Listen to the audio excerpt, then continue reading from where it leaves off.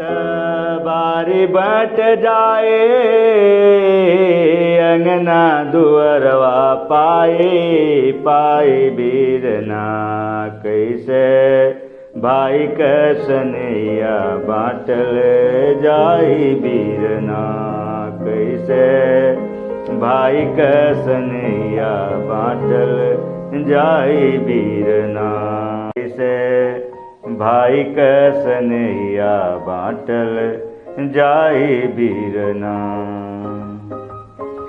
एक रहल बाप एक रहली महतारी दो गो फुलाइल फूल एक फूलवारी दू गो फुलाइल फूल एक फूलवारी।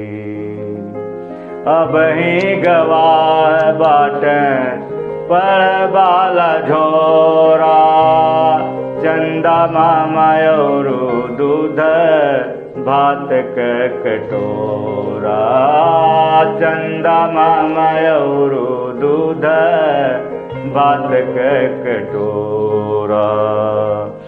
गौआ के लोग आके गौआ के लोग आके बखरा लगाई फरी आई बीरना कैसे भाई कसनैया बाटल जाई बीरना कैसे भाई कसनैया बाटल जाई बीरना।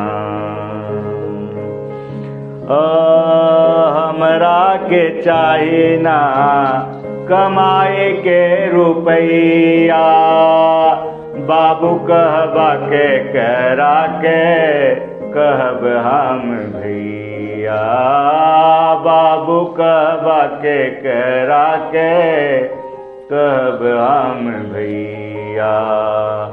राम और भरत के मिलाप जब होई कसकी करे जा मन मन मन रोई कसकी करे जा मन मन मन रोई।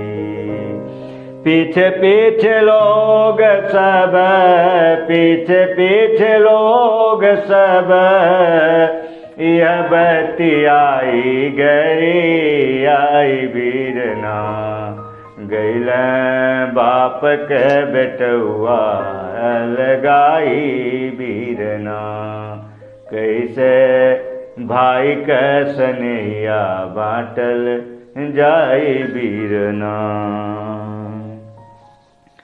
तोहरा घर पूड़ी पक वान जहिया पाकी कोना जाके बचवा मार कौनो झांकी कोना जाके बचवा मार कौनो झांकी।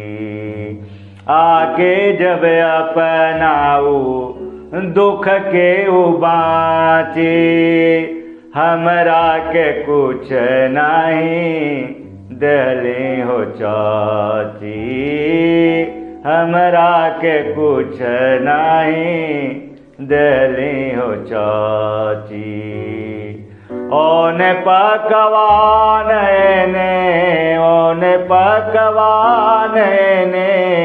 लैकन के रोआई ना सहाई बीरना तोहार पूरी पकवान ना सोहाई बीरना कैसे भाई कसनैया बाटल जाई बीरना। हमरा तोहरा बेटी के बरात जही आई तू देबा फार्चूनर हमरा कुछ ना दियाई तू देबा फार्चूनर हमरा कुछ ना दियाई। बेटी तोहार जइहे जे पचाए कार से बेटी हमार पैदल डोलिया कार से, बेटी हमार पैदल डोलिया कार से। एगो आँख हंसी एगो आँख हंसी एगो आंसू बरसाई ना सहाई बीरना।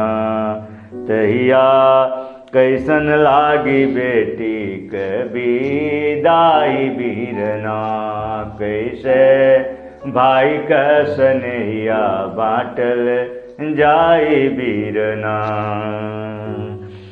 सोचता नी हमरा के कहे का जमाना, हंसी हंसी लोगवा सब मार लगे ताना।